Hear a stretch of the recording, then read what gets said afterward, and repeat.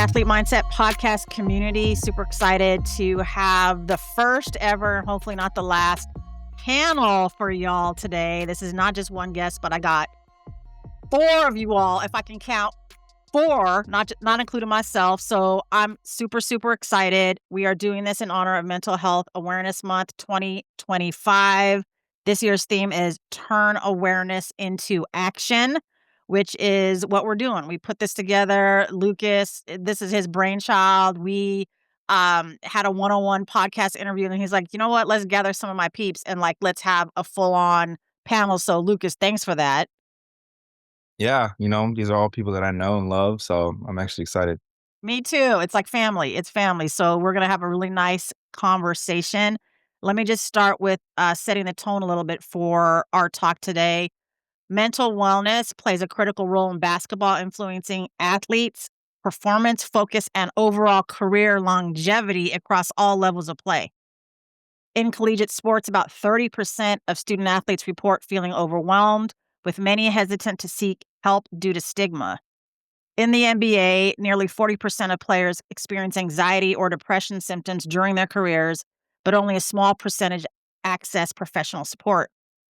For male and female pros playing overseas, the numbers are even more striking, and an estimated 50 to 60% face mental health challenges, often due to isolation, cultural barriers, and lack of structured support system. I have found when players speak openly about their mental health, it helps break the stigma and show teammates, coaches, and fans that seeking help is a sign of strength, not weakness. Athletes using their platforms to share personal experiences can inspire others in similar situations to speak up, seek support, and prioritize their own mental well-being. And this is why it's so important that you're all here today. I'm super grateful for that, and I know anyone who is listening will be moved by what you have to say. So now, let's get to know our panelists a little bit better. I'm going to have everybody introduce themselves. Lucas, we'll start with you. I just said your name, so you don't have to say your name. People know you already. Lucas Williamson, where you've played either collegiately and or G League, your position, and one mental wellness quote or affirmation that kind of guides you or that you think about. Okay. Yeah, like you said, my name's Lucas Williamson. I went to Loyola University of Chicago for 5 years, and I've been a professional athlete for 3, and I played in the NBA G League. Um, I'm a shooting guard, and a mental health quote slash affirmation.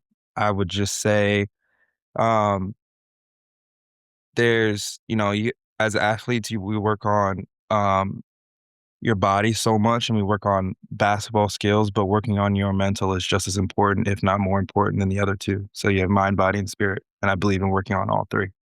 Yes, you do. And we've spoken at length about that. And I love that you're bringing it to this space as well. So thank you for that. Maya, let's go with you. Your full name, your current team, or former teams as well. We want to rep all if you choose to, your position, and one mental wellness quote or affirmation.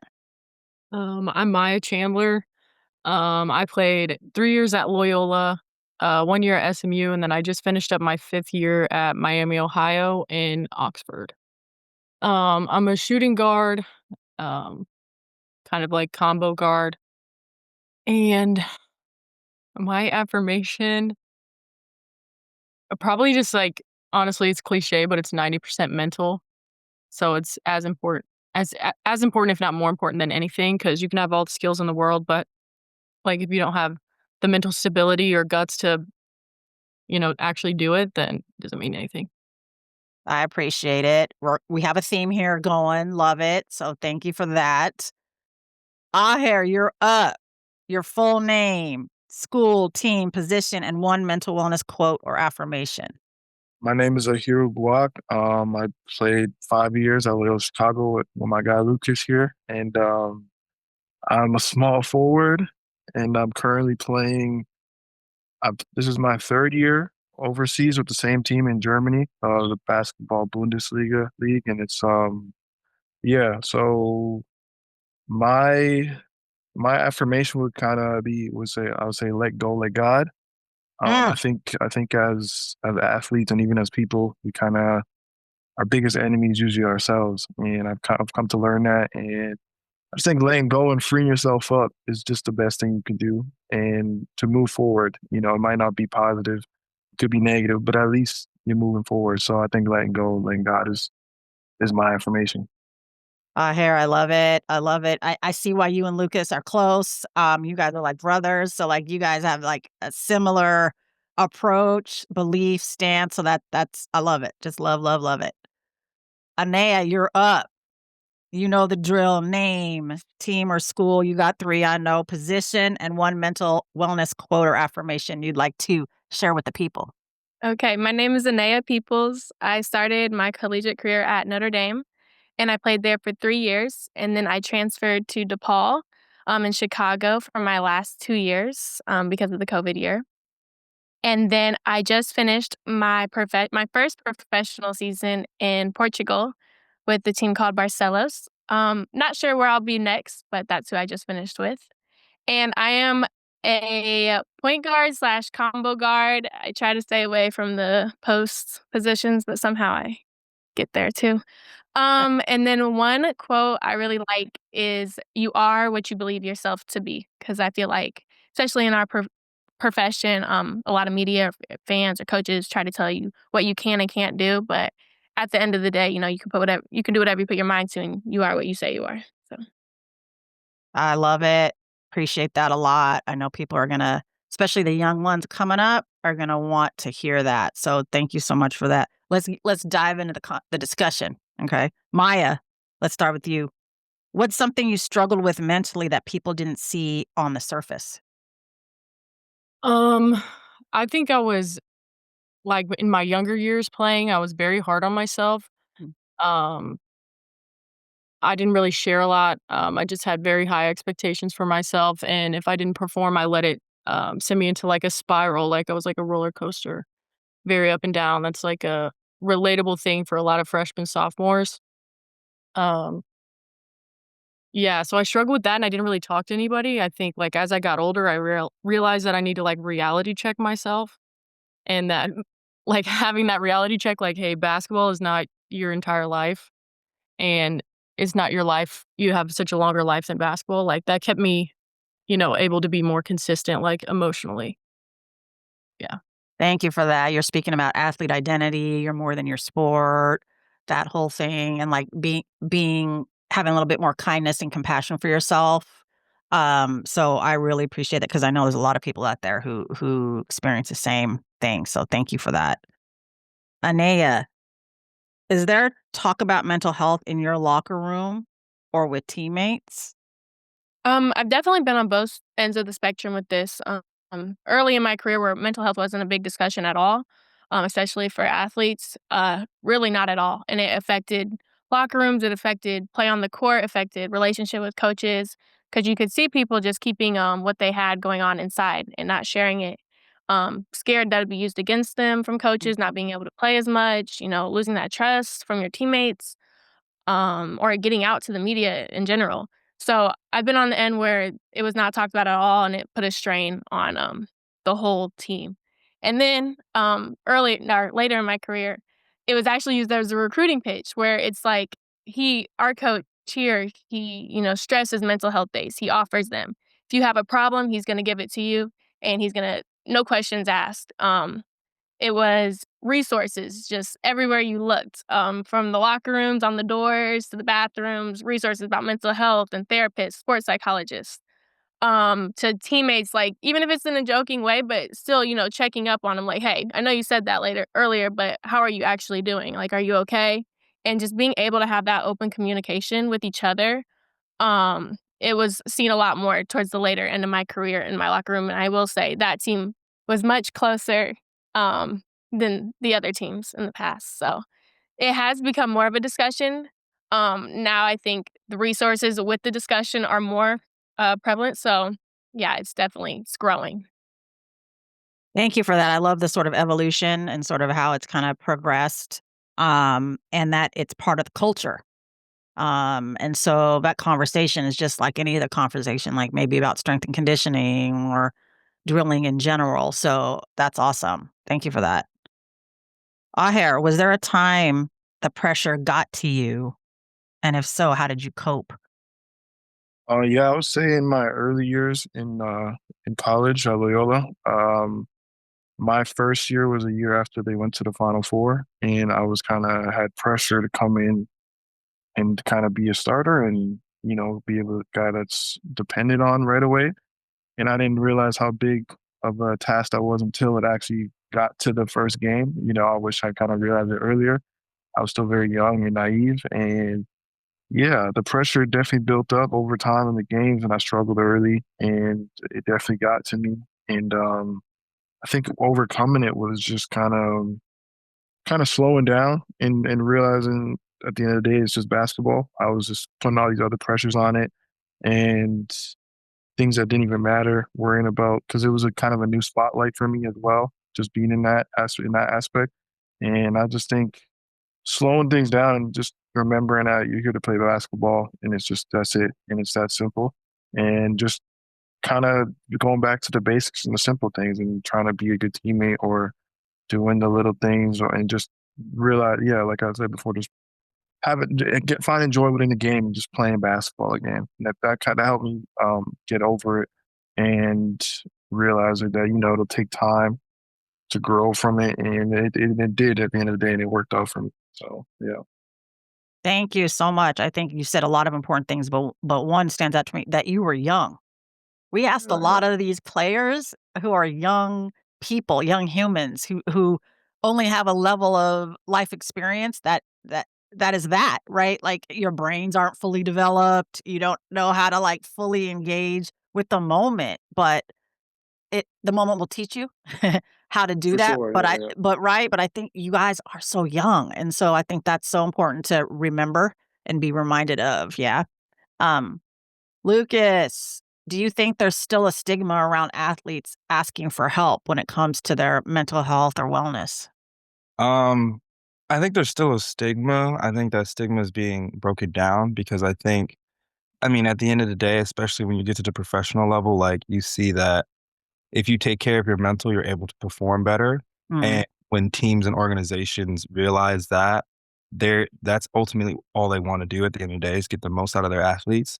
And as athletes, it's our job to take care of ourselves, our body, our person. So I think there still is a little bit of a stigma, just that like because athletes we're supposed to be like these gladiators, like we're supposed to mhm. just like um, show no weakness, never talk about the things that bother you, push it down, don't worry about it, focus on perform, perform, perform.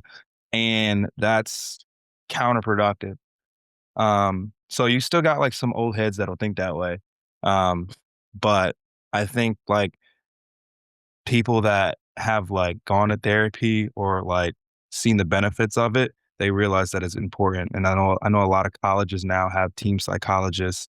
I know a lot of teams in the NBA have team psychologists, and they force like rookies to like actually meet with their psychologists and all of that. So I think there is a stigma, but I think it's being slowly broken down. Thank you for that. Yes, and I agree. It's the old heads. That's funny you said that way. I've never heard but like the old heads, like coaches, ownership, staff. And just Um, me, old people in general. I got an old dad. He doesn't believe in therapy, so like, right. Old dad. Yeah, yeah. for sure. Because it's in your generation. There's a level of normalcy about it. Like, it's like, "Oh, I have a therapist just like I have an individual coach for defense or shooting coach or strength and conditioning coach." It's like part of the repertoire, um, which I think is just becoming more and more normal. So, again, this conversation is helping people see that, and any coach would want an edge, and why not consider this, alongside everybody else? So, thank you for that. Let's circle back to you. What does taking care of your mental health look like specifically for you? So for me, like I'm like somebody who can get in my head super easily and like almost get lost in thought and just like spiral. So for me, it's like I kind of touched on this and the first question, it's like always a reality check. Like always, why am I feeling this way? What's going on in my life? What's going on in basketball? Where am I at in my menstrual cycle? Like what are the things that are actually happening that's making me feel this way, and then what can I do about it? If I can't do anything about it, then I have to choose. I have to choose to do something different than what I'm doing. Like, can't just lay down. Have to choose to do something I don't feel like doing. Like maybe it's working out. Um, and usually when I make the first initial hard choice to do something I don't feel like doing, then I can build upon that and then turn my day into something else rather than just sulking or Mhm. No, that's so great. I love the checking in, the self-awareness that it builds when you do so, and the choices that you make, and very real for our female athletes where we are in our cycle. So, not to use that as because a lot of my female athletes like, "No, I don't wanna talk about that, Lisa, because then I'm gonna use it as an excuse." Like, no, we're gonna use it as information, right? It's not a reason not to do something, but we wanna know how it impacts, just like hydration, fueling, like, it all impacts, right, it Maya? Like, does, and it yeah. does make a huge impact. Like, I know the days in practice are coming where I wanna cry, and it's not because I hate practice, it's because where I'm at that time, and I know the next day is gonna come, I'm gonna be just fine. So it's just it helps me get through it, like, realize, okay, it's not as bad as what it feels right now. And so important, not just the physical impact of your cycle, but the emotional impact and That how that can flow out into practice, into the culture, into and I bet because science says this, sometimes your teammates, y'all are on your cycle at the same time because that's kind of how it works. Sometimes when you like are in close that quarters with other women, right? Yep. Yeah. And I've been super open about that, like, cause that will send me I mean, I'll spiral for, like, a week there. Crazy, and I've been super open about it, especially this last year, like, my coach knows. Like, when I'm on the wrong day, he knows, I'll tell him. And it's just like an open communication, it's helped me so much, like, when I was younger, I didn't realize what was going on. And now that I know what's going on, it's like I can bounce back, get through it, no big deal, like it's nothing. And that's helped honestly, the reality checks like that have helped me so much, just not fall into my head, like, and get too deep lost in thought. Love it. Love it. Love it. Anaya, I have another question for you, but I see you nodding on this one. Is there anything you want to add to this piece? No, I was just gonna say that's so real and, like, that's Yeah. so because it's so true, like, I've told my teammates, like, "Don't say anything to me today, please." Like, I can't deal with it today, so that's so true with women's sports, and I'm glad you made that point because I don't think it's talked about enough, but it affects you majorly. I agree. I don't think it's talked about enough. That's why thanks, gentlemen, for being patient with us to have this conversation because I think it's so important. Um, right, Lucas? Yeah, no, I love it because it's like I think today is the first time I've actually thought about that. I'm not even Hmm. gonna lie to you. I never thought about how, like, your menstrual cycle could affect your mental health and your performance on the court. Never thought about it. I don't know about if that's true for you, A, but, um, now it's kinda just like a wow, like, obviously, you know what I mean? Um, yeah, that's really insightful. And it affects, like, all aspects, like, mental and, like, physical, like, being tired, like, Totally. Yep. everything. It's Yep. crazy. Yep. Oh, here, you gonna say something? Yeah, I mean, I obviously like you notice in everyday life how it affects women, but you never. I guess in sports, you don't really think about. I guess never really thought about that, and it makes total sense. And I think that's crazy. And shout out to y'all Yeah. for doing that because I that's because yeah, that's actually insane. So It's yeah. so insane. And why wouldn't a woman in day-to-day life, like these Maya and Anea in this case are women on day-to-day life, and this is their like job right now. So why wouldn't it affect them on their job, right? It's just so like, what? Um, and it's crazy because I'm a mom and I have a daughter who's a rising collegiate softball player, and me learning that, oh, how my cycle manifests is not how it manifests for her, and having to learn her in it and, like, it's so interesting. We could have our own episode just on this, and maybe we will. Um, so, Anaya, let's shift a little bit. How do you handle criticism? You talked about a little bit before, whether from coaches, media, or fans. Yeah, I think it would be lying if you said, like, "Oh, you handle it so well, you don't even notice it." I feel like that's a easy cop out because it's in your face. especially in our profession. Like I said, everywhere you look, stats are being posted, playing time, games, wins, losses. So it's out there, and it's tough, but I feel like I've dealt with it so much better over these last few years once I learned that criticism is just an opinion. It's just a perspective that was shaped by them way before you met them. And that's a whole nother podcast to getting in on perspectives and opinions. But Mhm. you can take it and you can say, "Oh, she's a ball hog. She shoots too much. She doesn't pass." And then the next person can literally say she plays like Kobe. She's got the Mamba mentality. She's aggressive. She's a competitor. I mean, so once I learned that it's really just a perspective, and everyone has their own perspective, and you give yourself power back when you say, "I choose not to believe that. I choose to say who I am," and that's not true. Now, when it comes with coaches and teammates, you do have to, self assess and say, okay, what are they telling me? What are they trying to help me get better? Are they trying to, pull me down? Sometimes media fans more so like to pull you down when it comes to criticism, whereas coaches and teammates, maybe they just want to help. So you self assess, you take everything with a grain of salt and you try to learn from it and you try to be better. But if it doesn't sit right with you, then you don't have to dwell on it. You don't have to believe it. That's what I've learned these last few years. And also on the physical side of it, I like to do other things that can't be criticized, like painting. I like to do Legos. I like to read. I'd like to do a lot of self-care stuff. So things that, that aren't out and open for everyone to see, but I can just enjoy it on my own and kind of take my mind somewhere else. So that's how I deal with it personally. But my overall thing is just remembering that everything is just a perspective of somebody. I love it. So, so powerful and wise. I mean, again, another theme is you choose what you believe, choose what you want to take in, and it's just an opinion, it's not fact. I love that. That's so, so Exactly. good. I love it. I love it. Lucas, how do you support your teammates when they are struggling or you see they might be having a tough moment?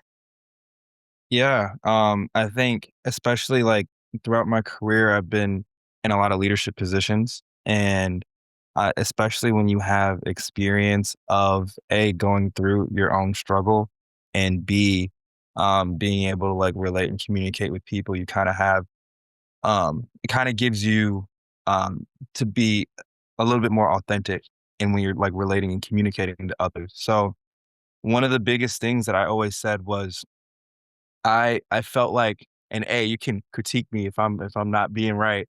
But like I always felt like I knew who my teammates were as people. So like how I talk and communicate to A would be different than how I talk and communicate with Braden or with any other my other teammates. So it's like you kind of have to meet them where they are at and be able to communicate where that where they'll actually like get the message of whatever it is you're trying to tell them. Some people respond, I might have to MF some people and be like, hey, look, like lock in. Or and some people I'll be like, hey, look, bro, like you did this didn't work. Let's try something different. And they respond better that way. So you kind of just, and then also like in the locker room, you just come at to them as people. Like, bro, like what's up? Like what's going on? Like me and A, literally, I had a FaceTime the other day, just catching up, just talking, just building a relationship. So it's like, um, just having that relationship with your teammates, just it really helps in terms because you guys are all going through things together at the end of the day. Totally. Yeah, at the end of the day, exactly. I think communication, this is what's standing out for me, leadership. This could be part of like a captaincy development training right now. Like how, right? How to be a leader and whether it's a formal captaincy or not, being able to check in with your people, see them as human, and you're all brothers in the end of the day. So I really appreciate that. Aher, how has playing overseas impacted your mental and emotional well-being? I would say it's helped me grow a lot as a individual and a basketball player. At first, my first year was kind of like a huge culture shock and also just completely different game. And me being a rookie over here playing like in a pretty like top league and kind of reality check. And yeah, just realizing you're playing against grown men that this is their livelihood. You're going against guys that have families and this is how they get put food on the table, you know? So just realizing these things, and it kind of helped me become a better player and realizing, okay, I have to have a much like higher capacity for what I can do and put into the game and in myself. And it matured me a lot. And I think playing overseas, I'm definitely grateful for it. And I think it's got so far now, it's gone really good for me so far. And yeah, I just think also being alone kind of helped me realize a lot for myself and what I value and what I don't. And, going from Chicago, big city, a school like that, and there's so many different types of, distractions and other things. And then came to a small city in Germany and everything slowed down a lot. And I was alone for a while. And my first year, the teammates didn't really talk to them much. So I spent a lot of time by myself and realizing things of my own. And I think it was for the better, and I'm grateful for that. And yeah, I just think being overseas has been a great journey so far, and I'm excited to see how it continues for me. Thank you for that. Like, it's interesting that you say being alone has actually been helpful. That's that can turn into isolation and feel not great, but somehow you've been able to use it as a cool opportunity to grow and know yourself more.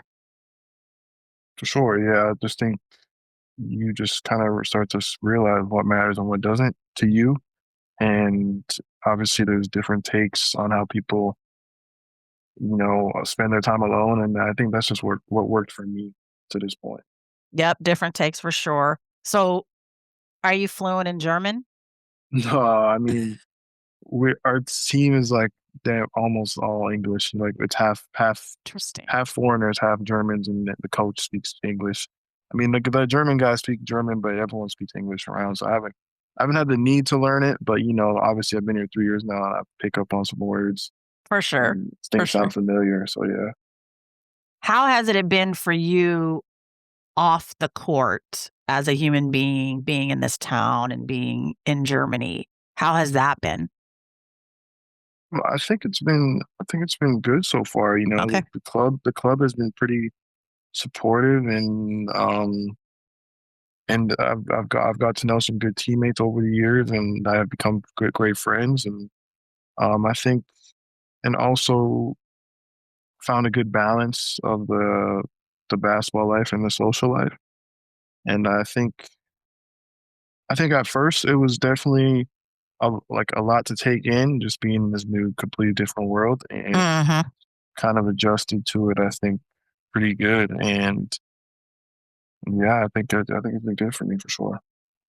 Thanks for that. I'm spending a little bit of time on this because this is a larger component of where mental health struggles can appear for men and women athletes going overseas. Like I've heard things like, I don't know where to get the food that I like, or For like the food sure, that I and grew up with, right? That type of yeah, stuff. and I think I'm pretty like I'm in a privileged situation. Like I think depends on like where you are and where you're playing. I think Germany's is pretty advanced and westernized in that aspect, and people here speak English. And like I said before, like the club is very supportive and helping that, and even teammates. And I've been pretty lucky for sure. I've heard of experiences with people being overseas, and it's not good at all. And Yeah. it's something that I did fear coming over here, and it's the Mhm. exact opposite. I've been able to get everything I need and have had a good support system, even with dealing with my injury now. So it's been great. So far, yeah, That's great. And that's important for people to hear that it can be great, for sure. right? And that support system matters when you're moved away from your area of comfort, your country, what you're used to. And so I think that's really, really great. Thanks for that. I'm gonna go a little bit out of order here. Um, but Lucas, what is the most misunderstood part of being a pro player, you think? Oh man. The most misunderstood thing about being a pro player, I would probably say that everything is like peaches and rainbows. Like I had this, and I think athletes also kind of fall into this trap of like you see like a certain type of lifestyle, a certain type of like living when you think about like professional athletes, like even like in media and TV. But like it's really not what you think it is. There's a lot of work that goes into this. There's a lot of grinding. There's a lot of and people like live normal lives too. Like people go home, they it's a job. Like they go to work, they come home, they're with their families, Mhm. and they wake up the next day and they do the same thing again. So I think like the biggest misconception is that like athletes aren't like real people and they don't live like regular lives. Um, and for me, it was kind of just like when I first became a pro, I was just I don't know what I was really expecting or like getting into, but and I think the G is just a very unique league also. So it was just strange to see like people treat you like coworkers and not teammates. People treat you like what your contract is and then not it was just strange. So just misconception of like what like the media and like what you think like athletes go through on a day-to-day basis, like the lifestyle, popularity, all that other stuff versus like actually like the grind, how many hours in the gym you're actually doing, like how important it is to take care of your body and all that other stuff, which basically kind of is almost always the exact opposite of what people might actually think, like, what being an athlete is. That's so important because I think, society glorifies and puts you on a pedestal. Like, I hear a lot, and I love your take on it. Why why is he even struggling? He's a professional athlete. Like, why is he struggling with mental health or wellness or, like, mindset? Like, he's a pro. What do you say to something like that? I think, again, that kinda goes to my point, like, athletes are real people, like and I think especially at the highest level, when you start seeing people making, like, upwards of $50 million, like, people are even like, "Why" like, "You're rich, like, you're wealthy, like, you have everything that you could ever want, like, why are you struggling?" And again, I don't think people realize, um, the pressure that, like, we put on ourselves to go out there and perform, the stress, the high competitive nature of, like, being in this profession, the whole, like especially in the G, like, you could get cut and just be done, right? Like, overseas too, like, you can get sent home anytime. There's so many I think everybody on this panel, like, has an idea of what they wanna do next year, but, like, nothing is set in stone, like, nothing is certain. The uncertainty of the sport, like, puts, like, such a stress on you, so, I mean, there's just so many things that you just don't think about that athletes are going through mentally. For sure, because like, a lot of people have jobs that they are secure with. Sometimes you sign a contract, year, 2 years, maybe an option, maybe not, and, like, you're like, "Where am I gonna be? Who am I gonna be with?" It's a lot to think about behind the scenes, that I don't think a lot of people realize, so thank you for breaking that down a little bit for us. Um, Maya, what do you wish you could tell your younger self about mental health? Um, I don't know, just that mental health, you can have all the resources in the world, and we can talk about it as many times as we need to talk about it, but everything you do is a choice. So and everything in life is hard, so it's hard to take care of yourself, and it's hard to not take care of yourself and be upset all the time. So you have to take action, like, in your own life. Whatever you want, Mhm. you have to choose to make it that way every day. Yeah. Your feelings won't always lead you in the in the right direction. Sometimes you have to choose differently than what you're feeling. And I think a lot of times in life that gets misconstrued, like advice you're given doesn't always align with that. I think as an athlete, you have a different mindset because you don't really ever feel like running sprints. But it's like a training session for real life. Like if you want your life to be great, you have to choose to make it great, even when you feel like not being great. I love it. I love it. That choice, that we have choices and choosing the one today might be a different one tomorrow because where you're at and what you're trying to do and how you feel. But we have to have a balanced decision making process that is not just how we feel, but what is before us, and that maybe there is a moment where we can do something different. But I love taking action. That's what this month, Mental Health Awareness Month, is about, turning that awareness, that self-awareness, that awareness of your mental health into action, um, and making a choice is an action. And so I think too, people feel like you can't change your mind. Like, I said I was gonna do that, now, like, they're gonna think I'm a flake or, like, I can't follow through or blah, blah, blah, but, like, you're human, you're not a robot. You can't just put a program in and then be like, "This is how it's gonna be." But, like, you have to do that reality check for you, that check-in, like, "Where am I? What am I gonna, decide today and or this moment?" So, that's important. I really love it. Um, Anaya, who is your mental health role model on or off the court? Maybe there's more than one, but what comes to mind when you think about that? Um, Mine would be Derek Grant. He actually has his own like little channel too, DG Mindset. And he does stuff for athletes also, but when I was, earlier in my career and I was struggling where I was at, he would pick up the phone and be on phone with me at 6 a.m. Weekly, just talking to me about my mind and trying to help me, get through it. And he was an athlete. He was a Harlem Globetrotter for a while, and he saw himself going to the NBA, but it never happened. But now he, like, talks to athletes as well, so, I'd have to give him his flowers because he really helped me and poured a lot of wisdom into me and really helped me, grow as a person and an athlete, and was able to give me tools to I can share with others. So, yeah, definitely flowers to him because he really helped me. That's awesome. Shout out DG from Anaya and all of us. That's awesome. I love it.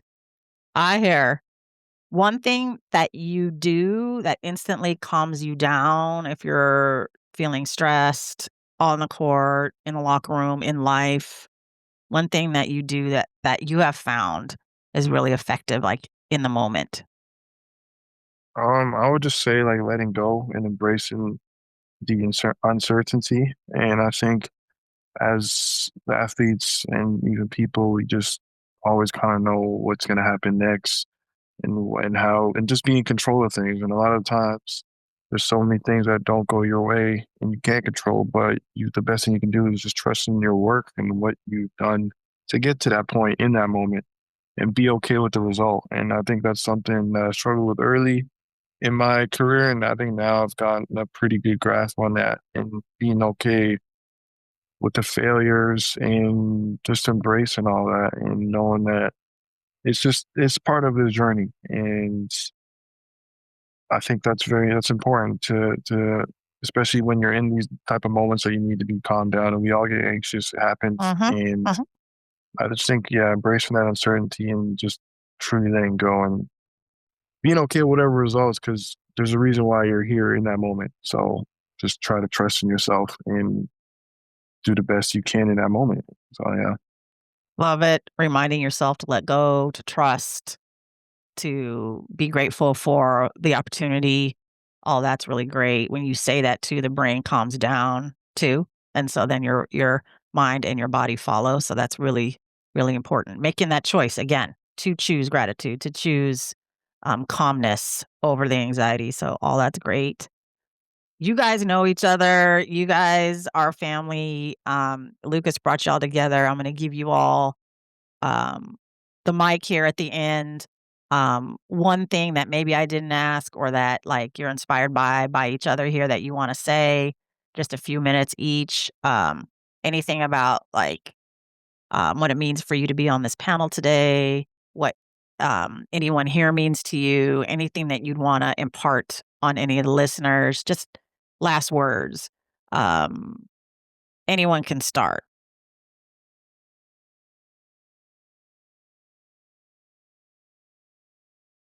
I'll go. Why not? Yes, please. I'll go. Why not? I thought Ahir was gonna take it because his mic was off, but it's Yeah, okay. me too. I thought that. Oh no, you got it, Uh, Luke. You got it. um, I I just think like in my personal journey, especially right now, I've been a professional athlete for 3 years. I've had 2 season-ending injuries, and just I don't know like what lesson I'm supposed to learn from that, but I think all I know is that like mentally going through injuries and going through just being a professional athlete is just so stressful. Ahir kind of just touched on um, embracing the uncertainty. And as a person that loves like being in control and wanting to control outcomes, like that's kind of like our job is to try to control the outcome of stuff of a game. And even as people, like we like being in control of stuff. So I think learning that tough lesson of, like he said earlier, let go and let God. Mm. And it's such an easy phrase, and you can just easily say it, but it's so much harder to do in practice.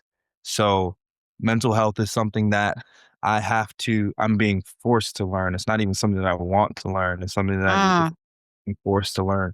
And because if not, like you'll probably just give up or quit, or I'll retire, or just try to do something else and something safer. And then I'll always have that like, what if I did something else later, have regrets later in life. So just learning these tough lessons now, um, so that I can be a better human being to the people that I love around me. So that's what I will say. And I'll pass it off to whoever wants to go next. Thanks for that, Lucas. Yup, whoever wants to go next. I'll go. Let's go. First I'll say thank you to This is Lucas. Anaya first, Oh, just so sorry, this people is Anaya. know. Sorry. Anaya, hi. Yeah. Hi. So I'll say thanks to Lucas for, inviting me to do this podcast and this panel. Um, for me, I would say that mental health is like everywhere around us. Whether you are dealing with something, you think you're perfectly fine, you got it figured out. At some point in life, something's going to hit you, and having the skills and the coping mechanisms to deal with it is so important. And also, just having empathy for people who are dealing with it, I think, is huge because, like I said, you might not be dealing with something, but 9 out of 10 times, someone around you is. And just being aware that not everyone has it all figured out and that people are fighting silent battles that they might not speak about, and just having that awareness and love to share on them. So it's mine. Thank you. Thank you for that. Love it. Love it. I can I go next. Okay, I Yeah, was like, yeah. you're unmuting, so you better Yeah, like, hey. say a thing. I thought you were gonna say something first. Yeah, Okay, but it's yeah. okay. Go, you go. Yeah, yeah, this is a here, and I would say, like, to touch on what Anaya was saying is like with the mental health aspect, yeah, everyone's kind of going through something. Even like that person or that your role model, or even like the most successful people, they're all going through something. So I think it's okay to kind of speak on it, and it's even better to do this in whatever way you want to do it. But just really acknowledging it is just think the best thing you can do. Because once you acknowledge it, I think you kind of break the barrier from there, and you kind of follow along with however you want to improve your mental health and be aware of it, and maybe even in a way impact others with this. And I know it's something Lucas is doing now with social media stuff, and I think it's been great, all been great because I think like it opened my eyes as well in terms of like with athletes every year, like athletes are going through something, especially with injuries, for example, and they don't talk. Nobody really talks about these things that Uh, you can be on top, and then all of a sudden an injury happens, and it's back to ground zero. And like it's just years you put in, and I think it's important to speak on these things for sure. And I think everyone can learn from someone else, even if we're speaking on different topics. So yeah. Thank you so much. Totally, I love it. I think what before we get to Maya, I know that it when I speak about mental health, it resonates when I can equivocate it with physical health. Like, it's the same kinda thing. We could have physical challenges in our health with injury. We can have mental health challenges in our own mindset mentality, but we all have a baseline of what health is, and that's different on a continuum for anyone, right? And so what is health for me might be different for the next person, but knowing what yours is and, like, the theme of this, again, making choice, taking action, because we all have mental health. How we are in it or where we stand in it is different and can change day to day, month to month. So I think that's really important. So thank you for that. Um, Maya, for you, anything that you want to share or say that you didn't get a chance to? Yeah, sure. First, thanks for having me on here, guys. It means a lot. But I would just say, like, whatever you're going through, like, whatever kind of hard you're going through or mental health struggle you're going through, like if you keep taking the next step, keep fighting through, keep choosing to do better, like you're going to come out like a stronger person at the end of the day. And then everything you face, you'll just be a stronger person and a stronger person. So you never want to just back down to what you're going through. Always take a baby step forward. And when you see the other side, I think you'll know why, you'll develop as a person. So. Thank you so much. Oh my God, so many gems, so many words of wisdom. I just thank you all for taking the time. You're coming in from all different time zones, countries. I just appreciate it. And special shout out to Lucas for organizing this and helping us come together, because I know we're all going to touch at least one person. And that's what this is about. So happy Mental Health Awareness Month to y'all. And thanks again for being here.